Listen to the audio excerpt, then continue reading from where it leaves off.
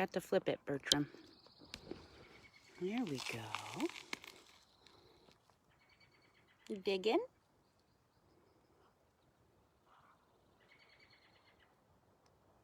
Is it warm in the sun? Yeah. Good morning, everybody. We are out with Bertram, our common raven, who is busy digging up, hi Caitlin, digging up some grass. Are you digging up grass? Good job. Yeah, you're okay. So Mr. Bertram here is learning to go on walks. So you can see he is attached with a leash and a Jess. But he likes really being around on his own, on the ground, to dig and yeah, I know, that's the leash I was talking about. And explore. So it's a little different than some of our other friends that we have out on the glove. Oh, there we go. Good job. What do you think? So Bertram is a common raven. Hi, bud. Yeah. And he is thoroughly enjoying checking out the world at the moment. He loves to dig. Oh yeah, hop on the rock. What do you think? You gonna go down dig in the mud? I'll take my cue from you. So lots of digging, lots of destruction. Classic common raven. Right, Bertram? What do you see? So if you're tuning in, just let us know where you're tuning in from so we can say hi. We've been amazed at how many people tune in from all over the country and even the world, which is pretty spectacular. What do you think, Bert? Ooh, can I move this way so I can give them a better view of you? Oh, we got a tree frog in here somewhere. You can hear that beautiful noise. Huh, bud? What do you think, Birdie Bert? Should we go in and get some food after? Maybe. You're such a good boy. You want to step up and go for a walk? You're pretty happy where you are. So Bertram came to us in 2018. He is imprinted, so he doesn't understand that he is, I wonder if my hand's over that.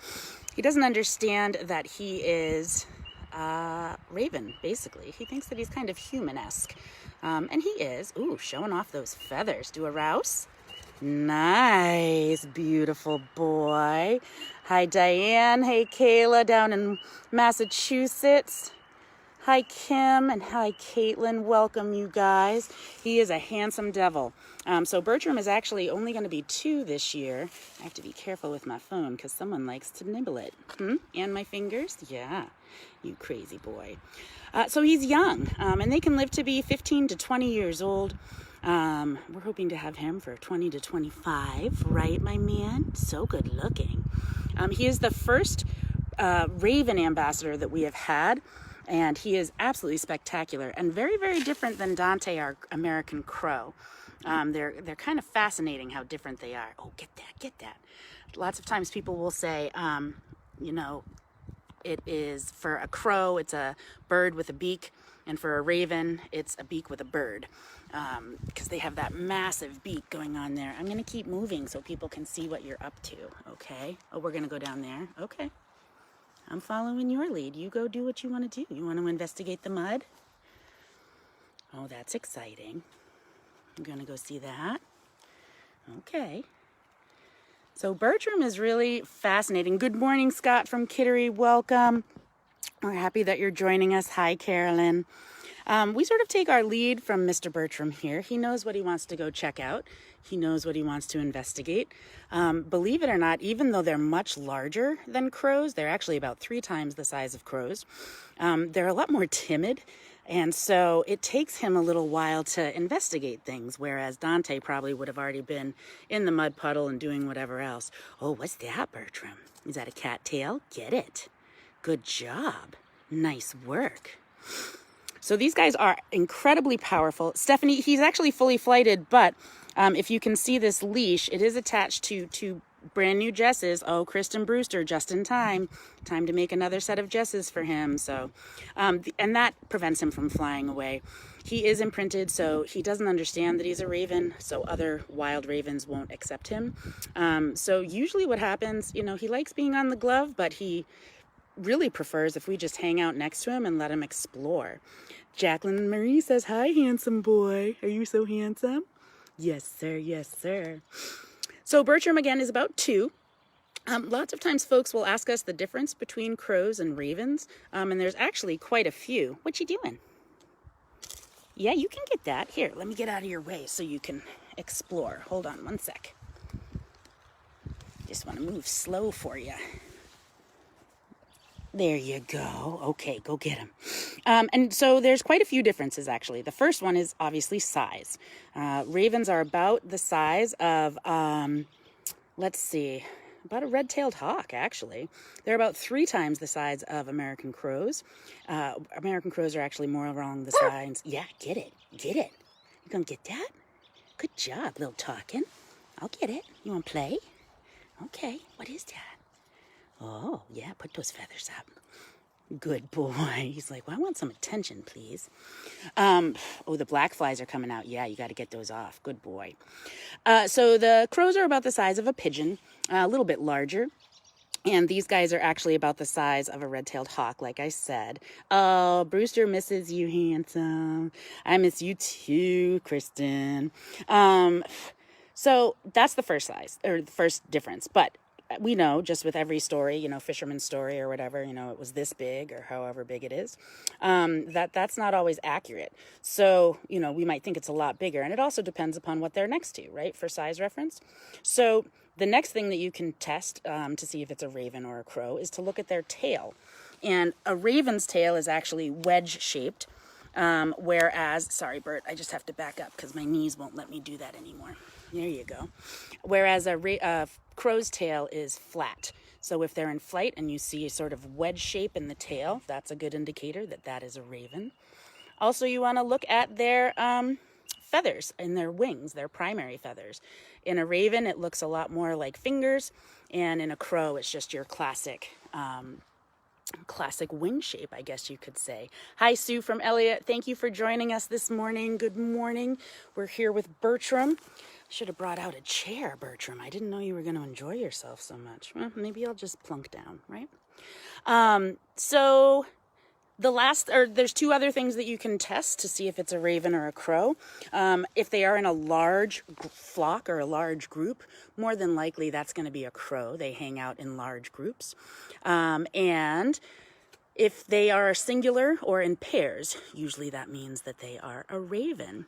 Was he born with the iridescent color, Miss Molly? Yes, he was. So lots of times people think that they're just blackbirds. Ooh, nice. Are we going to take a bath in this pond? All right, I'm just going to sit down on the ground even though it's wet. It's all right. It's all right. I'm not going to melt, Bertram. You do you. You have fun. You going to come up here too? No, you do you. You're good. Good morning, Candace from Dover Foxcroft. Let's see. Herman, yes, he is intelligent. He is so smart. And Molly, Kathy, he is a beautiful creature. Molly, you were asking about his colors.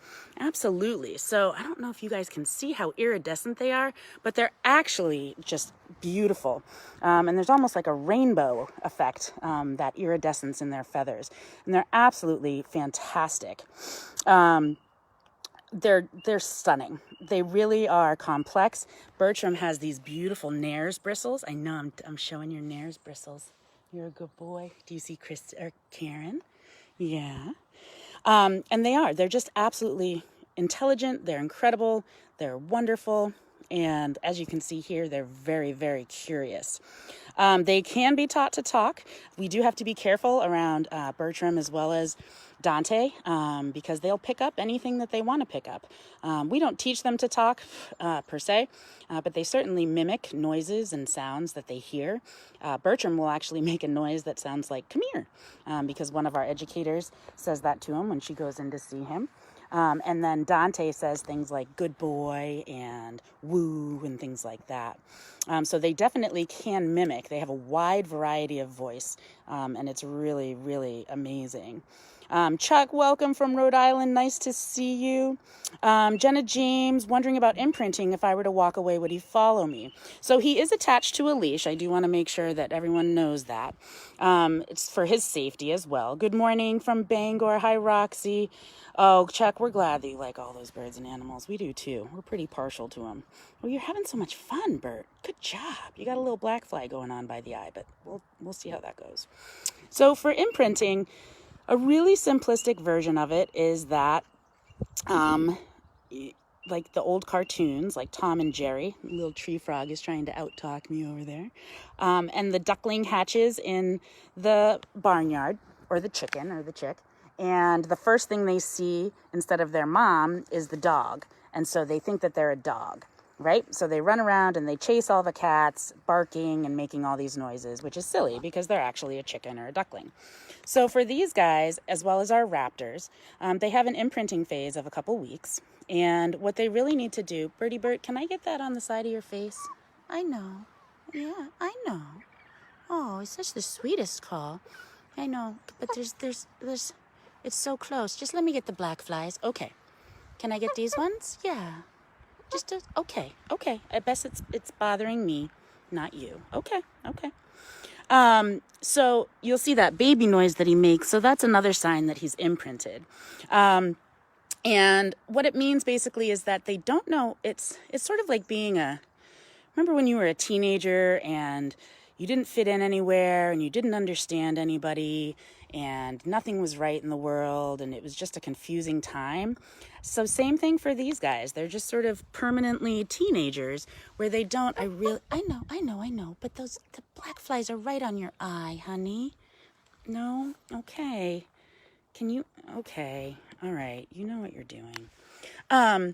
So what would happen with our crows especially, our crows will, if there were no other crows out in the wild, they'd be fine. But there are crows out in the wild, and what happens is these guys are so socially complex and intelligent that unfortunately that leads to them being intelligent enough to know that an imprinted bird would bring harm to their flock. So what happens is the flock will end up killing the imprinted bird, which is why this guy is on a leash and attached to my glove, and also will live out his life with us. There are also, some people will say that some imprinted birds and animals can get aggressive. Sometimes I see that, but not often. I think sometimes they're just confused and frustrated. While Bertram is an amazing bird and an absolutely phenomenal ambassador, it's really a bummer because there's physically nothing wrong with him, is there? You're perfect. Are you perfect? I'd really like to get those black flies off of your eyes. I know. Oh, okay. Can I get it? No? How about now? Oh, I can't get it. You walked away from me. I couldn't do it. So yeah, thank you guys all for tuning in. This is wonderful. You guys get to see Bertram on a little adventure. A little bit later, we'll try and give him his lunch. You want to eat lunch, maybe? Maybe. We'll see what we can do. And he may not want to eat right now. He's busy exploring, which is good. So a lot of times what we do is we take our ambassadors on enrichment walks. And the enrichment walks are great because it allows them to carry out their natural behaviors, like digging and preening and swimming and, all those other things. Sometimes Bertram will hop in this water and sometimes he'll even grab a frog or something like that. But they also get to experience new noises. They get to experience the wind in the trees, the clouds in the sky, like all of those things. So it's really important for them to be able to take the enrichment walks. Let's see. Molly wants to know what age we got him at. He wasn't even 1 when we got him. We got him from Avian Haven, our colleagues up in Maine, and they were wonderful. They contacted us because they knew that we were looking to expand our corvid ambassador population. So we had Dante, but we thought what a wonderful opportunity to have a raven and a crow so that we could showcase how beautiful you are. I know, can I get it? What if I just... Oh, you almost let me get it. Okay. So he wasn't even 1 year old when we got him. He is very pretty, Miss Shell. Let's see. Oh, Joanne, well, that's my fault. He's certainly not my baby, and he's certainly not my pet or anything like that, but it's pretty hard not to really love and care for them, especially when they're so complex and so kind of spirited and funny. So thank you for the compliment. It's more of me being a worrywart type of lady, because those black flies can get to him in his enclosure and everything as well. I guess I'm just I'm just being that lady, huh, Mr. Bertram? Are you digging? Are you finding things? So like this right here is super great for him too, because he's adding to his already varied diet. So he's able to dig in here and see what he wants. I'm sure you guys have seen this. These guys are amazing hunters and amazing foragers as well. They're very patient hunters, so they will wait until the time is right to strike. Irene, ravens can talk, absolutely. Does he? He makes some noises. I've heard different noises. We do have a camera in with him. Oh, I'm getting eaten by a black fly. Hold on. There we go. But he saves his talking for usually like first thing in the morning, like 5 a.m. And that sort of thing. So it's funny, when we check tape, we can hear all kinds of different noises. Sometimes we hear him bark like a dog. He'll say things like, come here, and things like that. He also mimics, different sounds that he hears in the environment. So he's just kind of a fabulous little guy. And then you'll hear that. I don't know if he'll do the baby talk. Yeah. Oh, hi. Hi. Oh, are you going to preen? Okay, let me get, yeah. Little baby call. Oh, okay. Yeah, good job. I got to get that. I almost got it. This time. Did I get it? Oh, I almost got it. I'm going to get that black fly, little. Yes, I am. Let's see. Any questions? We don't have any questions yet, but everyone's saying how handsome you are, Bert.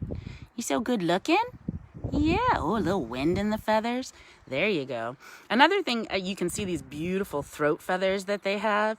It's almost like a little mane. So ravens have that, but crows do not. They both have the nares bristles, or those like bristly feathers on top of their beak, but they don't have the feathers on the nape or the mane, if you will. Is that your mane? Ooh, big rouse coming. Oh, are you sunning?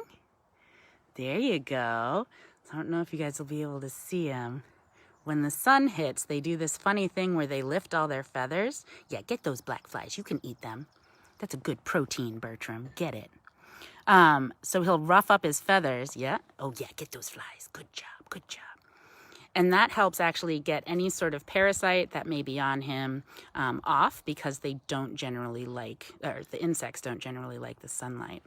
Candace, ravens usually live between 15 to 20 years. The oldest one in the wild that I've read about that was banded was 22.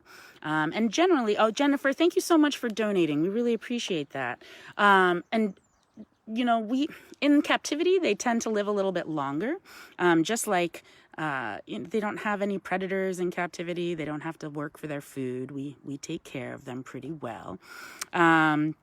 And, oh gosh, thank you, Kayla, for donating. That's so awesome. We really appreciate that. Bertram says, oh, thank you. I'm getting very excited. You getting bit by the flies, huh? You gonna get those guys? You crazy boys. They're just, I can't have enough words for corvids. They're so fascinating. Oh, little scratch. What do you need? Yeah, get it. Good job. Did you get it? Yeah. I don't know where you guys are tuning in from, but, oh, Lori, thank you so much for donating. We are smack in the middle of black fly season here. And yeah, not a huge fan of them, but they do feed a lot of them. Let's see. Oh, great. We have lots of questions. Ethan wants to know if he can have one as a pet, and why doesn't he have long legs? Ethan, you should never have one of these guys as a pet. They're very complex. If you are 7, they're actually almost as intelligent as you are. So it would be like having a 7-year-old for a pet. And that's a lot of work. You want to spend a lot of time with them and have lots of things to do. As far as his long legs go, he's got average sized legs for a raven. His hips, again, are up underneath his wings, but pretty decent feet, huh, handsome? Are ravens or crows more common in Maine, says Jen? Whenever I see a blackbird, I'm never sure. Absolutely. So both of them are here. We actually have a pair of ravens nearby that are nesting. We see them go overhead sometimes. They make a lot of noise. So a good way to tell if you see them up in the sky is if it's a smaller flat tail, then that's a crow. And if it's a wedge-shaped tail, then that's a raven. And if it's in a group of 1 or 2, that's usually a raven. And then if it's in a larger group, that's usually a crow. So those are, but 50-50, right? You're halfway to the right answer. Chuck, how did we get him? He came to us from our colleagues up at Avian Haven in Freedom, Maine. They are phenomenal up there. And they knew that we were looking for a raven ambassador that was non-releasable. So we went up to meet him. They had taken him in, someone had found him, and he unfortunately was imprinted. So we went up to visit him, and it was love at first sight, and he's an absolute hoot. He's completely different than Dante, our American crow, in more ways than I could have ever imagined. So it's kind of fascinating. Oh, Lorraine, thank you so much for donating. Also, that was my Gram's name, Lorraine. Kristen in Dover, hi. Christine from Exeter, hi. Thank you guys so much for joining us. Right now we're watching Bertram tear apart a cattail. We're going to find out what's in there because he likes investigating all these guys. Nicole, imprinting means that he doesn't understand that he is a raven. He doesn't fit in with his other he doesn't fit in with his species. And that happens when birds are young and they are not raised in the proper fashion, or they're not raised by their parents. So we talk a lot about, like, with our baby owlets and things like that, especially if baby crows or baby ravens come in. We wear masks when we feed them. We don't talk to them. They don't associate us with food. Sometimes we'll have puppets that we feed food with. If we can get them within a visual distance of their same species, we will do so, so that they can imprint both auditorily as well as visually on that right species, or on the correct species, I guess. Let's see, Elizabeth. It is usually Bertram. You can hear him cawing in the background. Bertram, hello, what have you got? Oh, that's nice. Can I have it? Can I? It's not for me? Oh, you're going to preen my glove? So you hear that click, click, click? You naughty Nell. You naughty Nell. There's a piece of food in there, huh? You go ahead. Keep picking. I'm sorry. I distracted you. So yes, Bertram likes to say hi. Oh, you're welcome, Ethan. Oh, wonderful. Let's see. Pamela, you have 3 resident American crows in our backyard. Joe, Mo, and Josie. I love it. And you may actually have a family unit then, and they'll remember you. Crows have been shown to remember different faces and different individuals, and they will hold a grudge. They'll figure out, like, what time. If you go out and feed, drop peanuts at 6 a.m. every morning, they're going to show up at 6 a.m. It's kind of an amazing, they're really rather fantastic. And they are wonderful company. So yeah, they are, you may have a family there. Good morning from South Portland, Elaine.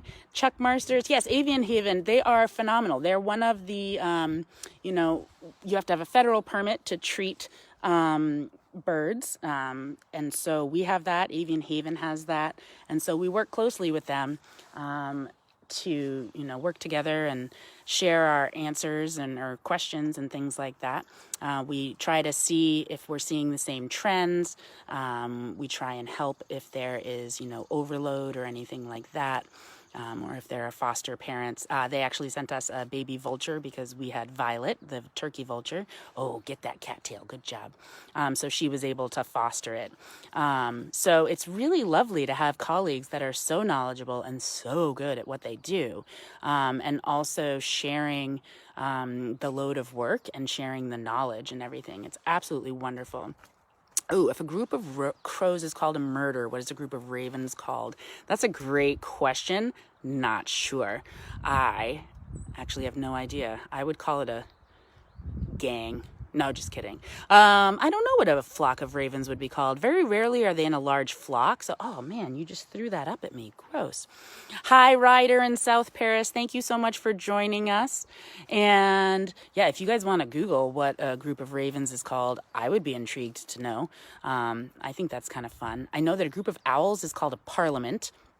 And what else? Or a congress. Ooh, good stick, buddy. That was great. Look at you. You're going to town. Nice job. Let's see. Is the bird sanctuary, Bird's Acre in Ellsworth, Maine, still operating? I don't know if they are or not, actually. I have not heard anything as of late, but might be checking them out. Oh my gosh, Caitlin, seriously, it's an unkindness. Bertram, I think that's a disservice. Do you see Karen? Is she coming? What's she doing? He says, hey. Does she have your breakfast? Ooh. He's like, wait, where you going with all that food? She's going to drop it off. Don't worry, don't worry. Let's see. And Edgar, oh, that was a good one, Sarah. A congress. So it's called an unkindness or a conspiracy. I kind of like conspiracy. You want to be in a conspiracy, dude? Let's do it. A treachery or a conspiracy of ravens. Why are they all so negative? I wonder. That's such a bummer. So these guys are often, I think that they're given a bad rap because they give us a run for their money, or a run for our money, right? They're super intelligent. They can get into your car. They can get into your, suitcase or whatever. They can unzip things. Do you want to preen? Okay, you can preen. You can preen. Yeah. Oh, what's this? Let's get stuff. You want me to give you something? Ooh, what's that? Oh, what's that? Thank you. But they're incredible parents. They're incredibly intelligent. There's no waste. I mean, they are calculated, mind you. They will wait for, a mom that's incubating eggs. They'll wait, and then when she moves, they'll go in for the eggs or the chicks. But I don't think it's cruel or mean. I think they're just really, really intelligent. But maybe that's where we get that conspiracy from, right? Because are you guys conspiring against us? Huh? Maybe. We could blame it on Edgar Allan Poe, although, yes, that is, so many people wanted us to name him Edgar or Poe or Allan or Nevermore or all these other things. His name Bertram actually means bright raven. It's from a Germanic name, Bertram. And if I don't know how to break it down, but that is what it means. Are you preening? That's nice. So if he were preening my actual hand, it would really hurt. He doesn't mean to. He's like a big bull in a china shop. A big bull in a china shop. Do you know that your breakfast is waiting for you? Is that what you're doing? No. Get the horsetails. Get these things. Get them all. Check it out. Go visit. Hi, Beth. Bertram says hello. I would like us not to come by my feet, though. What would you like to do? What's going on? Are you done exploring? So Bertram he's funny. He has his own agenda. Big Rouse. Oh, that's nice. Yeah. Do you want to walk some more? And he loves exploring and checking everything out. Do you want to step up? Oh, you just want the glove. Okay. So sometimes he just likes you wear the glove and he does this sort of picking thing. And we think it's him preening. Again, if it were my skin, it would not be preening. It would be hurting. But he's not, it's a gentle version, I guess you could say, of a raven doing some preening and some working, huh? Yeah. Do you have a black fly up here again too? Let me see. Oh, no, you don't. Okay. Which is funny because if we're in his enclosure, he doesn't really like us to, it's up to him if he approaches you. But out here, you can approach him and he'll let you give him pets and things like that. Do you want to investigate over here? You want me to move? I can get out of the way. Maybe. If I can get up. There, you want to come up? What do you think? You're so handsome. You just checking everything out? So he's an absolutely magnificent bird. And for folks that, have a hard time with the ravens and the crows, with their trash bins and things like that, you always want to remember that they are, they're doing the best they can. If there's easy food, they're going to take it. And if there's not easy food and they want it, like garbage or things like that, they will work pretty hard to get it. So unless it is in a metal trash can, with a lid that's usually bungee corded down, these guys can get into things and will, I guess you could say. Oops, I have to X that out. There we go. What do you think, sir? He says, well, I don't know what I'm doing now. What are you doing? What's that? It's a cattail? Oh, get it. Get it. You want to come over this way? Hi. It's over here. You want to check in here? You're such a good boy. Do you want to walk back over? We can go get breakfast. We can show them how you come and stand on the glove. You want to do that? Maybe. And then we'll show them how you're kind of naughty on the glove. You want to do that? Mr. Man. Chuck, are they scavengers? They are. They're actually sort of all of the above. So they will scavenge, but they also have been known to collaboratively hunt with wolves, things like that. They're smart scavengers in that they... like, for instance, here in New Hampshire and even Maine, like with the potato fields and things, when they go through with the combine to cut the hay or things like that, oftentimes rodents and snakes and other things are caught in the combine and become deceased. So you'll always see these guys walking behind the combine, which is pretty clever. Yes, Perry, thank goodness they don't have opposable thumbs, because we would be in trouble, Mr. What do you think? Would you take over the world? Maybe. All right. Well, let's get you up, and we're going to get you back into the enclosure and see if we can do... Oh, did I come too fast? Sorry about that. You ready to come up? Hi. Yeah. Okay, I have to put the phone down to pick you up. I will be back in 2 seconds. Yes, farm candy. Sarah, so smart. I love that idea. It is farm candy. Hi. Yeah, let's step up. Oh, that's good. We took that with us. Huh? Let's turn this around, maybe. Oh, goodness. I think we did it. Yeah. Who's that? Is that Bertram? So he's always a little nervous on the glove, so we're working on that. We're doing short walks and positive reinforcement. He's always getting ready to jump. Yeah, that's okay. Yeah, that's okay. So a lot of this is just the training. Okay. You're all right. Good job. Yeah. You're doing a great job, bud. You're doing a great job. So these guys also, with everything going on with COVID, you know, they're missing scenes.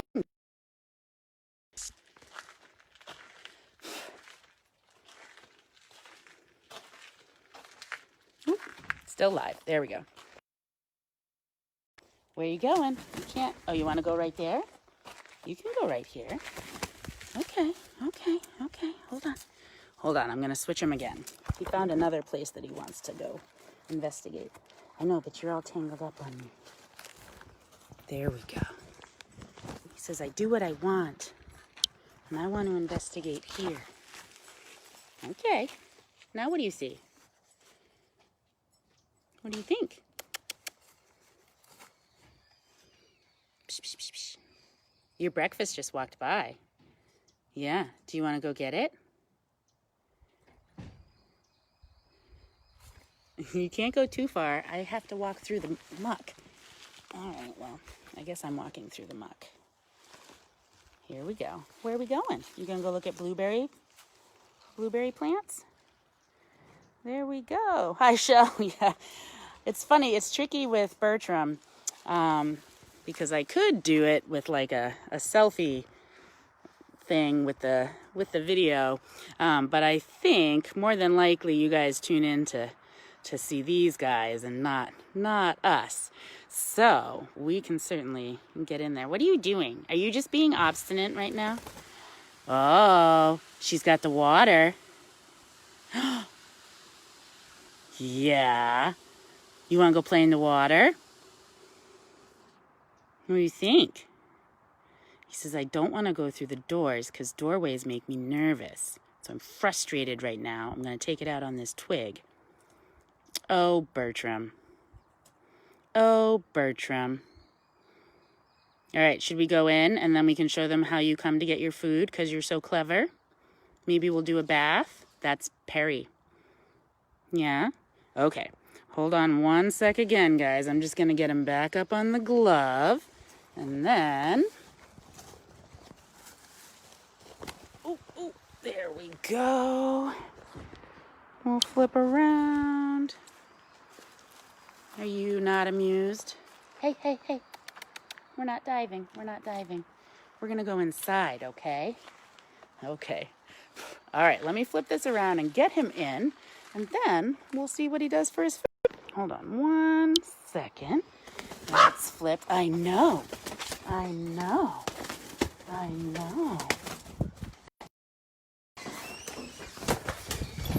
There we go. Oh, whoops.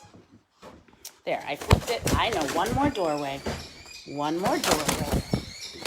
There we go. There we go. Oh, and you guys will hear Maeve, who is our Merlin Falcon. All right, let me put this here, and we will see if we can switch. There we go. I know you're so mad right now, Bertram. I understand.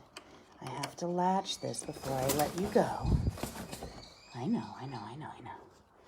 Okay, so what I'm gonna do right now, we're gonna undo this. So now you're completely free to go. I know you're mad. You mad? So he's doing all that noise. You wanna hop down? There you go. You good boy. All right, so what I'm gonna do is I'm gonna get his food, and then you guys can watch him. Hello. Oh, Mavis. Taryn's going in to brave the big, ferocious Merlin.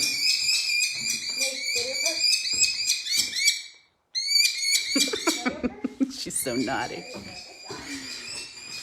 She cracks me up.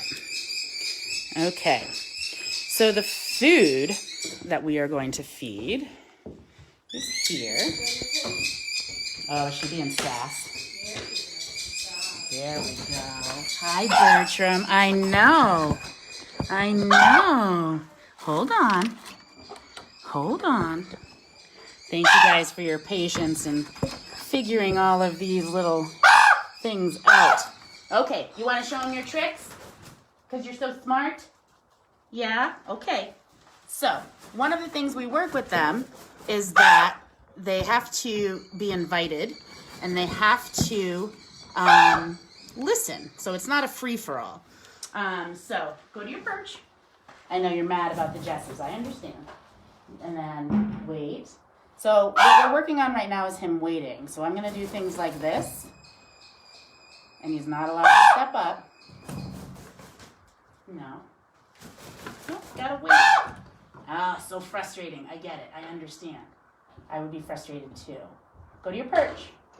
Oh, and a big poop. I know what that means. And step up. Good boy. Not what you wanted. You want the mice? Okay, step down. He's very particular about what he eats. Good boy. Okay, ready? Yeah? Go to your perch. You have to. I know, you're mad that you got new Jesses. Go to your perch. Do you want the mouse? Bertram. What are you doing? There you go. Go to your perch. Go to your perch. Do you want it? You have to go to your perch. There you go. Step up. There you go. That's all you had to do. Now he's going to go cache it somewhere. Or hide it. Or he's going to swallow it whole. One of the two. There you go. Okay, you want the next one? Yeah. Go to your perch. Good. Step up. Good job. Oh, 2 down the hatch. You're hungry, huh? Careful. Okay, I have 2 different options now. I'm going to have, I wasn't ready yet. I'm going to have the egg and the fruit. Okay? Step up.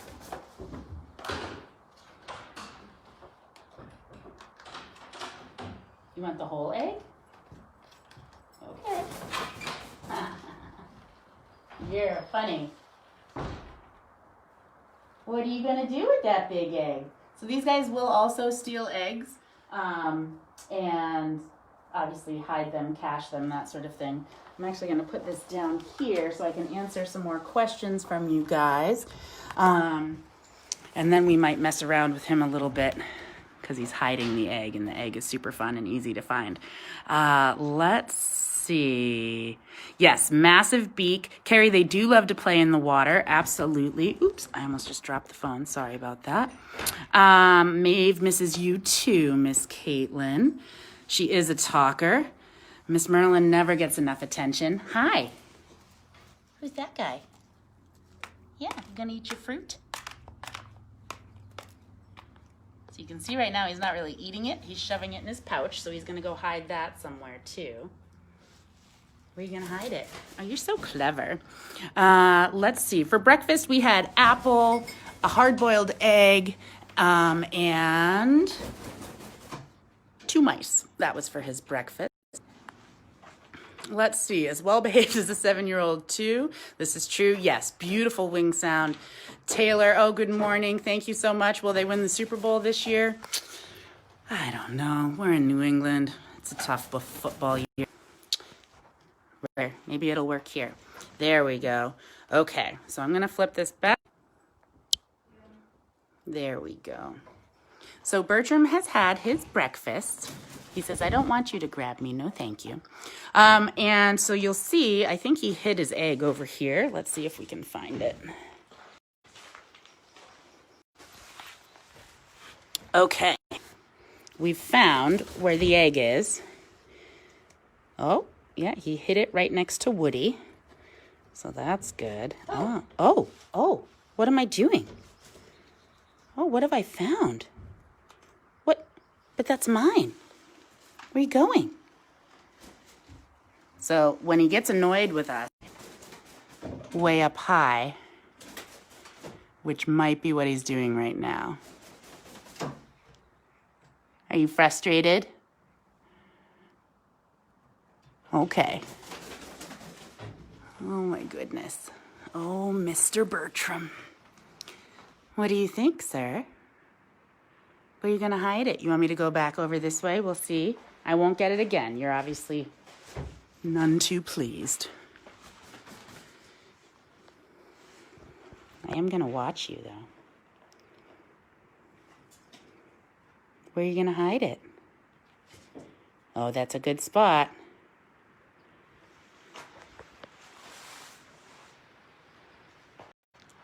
I got too close. Okay, I'll stop. I'll watch from here. So he's trying to find the perfect spot. And hopefully he'll do it where we can see it. There you go. So you can see him covering it up with dirt. Picks it up in his beak. And usually he'll take either a toy or a leaf or something and put it right on top, just so that no one can find his treasure. All right, mister? That was a good job. Yeah, nice work. Nice work. Good job hiding that. Yeah. You want to see if you'll do the water? Oh, we're going to take all the sweet potato? Let's see. All right, let me go out. If you guys can be patient, I'll go out and get the hose. Are you going to go hide that? I would leave my phone in there, but he'll break my phone. So we're not going to do that. Any vocalizations? Yes, they have a bazillion vocalizations. They can mimic all kinds of different calls and noises. I knew someone who said that their raven mimicked, what was it called? Oh, the gurgling stream by their house, which was kind of incredible. All right, we have the hose. Hopefully, maybe. All right, let's make sure that door is closed and this door is closed. So we have a double door system because it helps to make sure that everyone is safe. So this door behind me goes to the outside. This is a kink in the hose. That's not good. Ah! There we go. That's not kinked. Hi, Karen. I'm going to spray down and see if Mr. Bertram wants to play in the water again. He probably won't because now I've talked about it for everybody. Let's see, so I'm gonna pull this and see what we're up to. Birdie Bert. Oh, there we go. Oh, a couple questions. Sorry about that. Let's see. Alexandra, love his barn. Yeah, we love the enclosures that they're in. It's really fantastic. Kesh, they do have natural enemies as adults. Great horned owls and things like that. Sorry guys, the connection is poopy. So he did end up hiding it up there.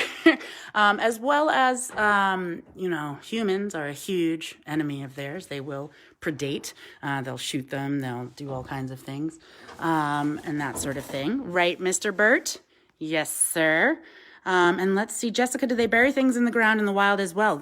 Yes, they do. It's called caching, and it's a very... and they do it as well as blue jays and other guys like that do it. What do you think? I got some water. What do you think? Yeah. Do you like it? What do you think? You don't have to. Yeah. Oh. We're investigating. You loved it yesterday, but you don't have to love it. Oh, we're going to like it. It's up to you. So most of the time, these guys will not only take baths with the water, but they'll also ant and do things like that. So they'll put ants on them. They'll take dust baths and that sort of thing. They also sun themselves. Oh, my. What are you doing? What are you talking about? You want to check it out? Yeah, of course not, because you did it yesterday. You want to do it again? No. Oh. What if we make it a little less misty? Just the littlest bit? Is that better? Are you focused on your egg? Oh, so now he's grumpy. And he's talking to himself, muttering to himself. Bertram. Are you still mad about the egg? You are? I'm sorry. Are you good? You don't need a bath? That's up to you. Yeah? Oh, you're mad at that Jess. Oh, that Jess is all turned around. All right, I'll work on that in a little bit. All right, so no water. We're good. Okay, sir. He says, all right, my friends, I have had a long morning doing Facebook Live. I know, Buster. So thank you all for joining us, and we look forward to seeing you tomorrow. All right, thanks, guys. Bye.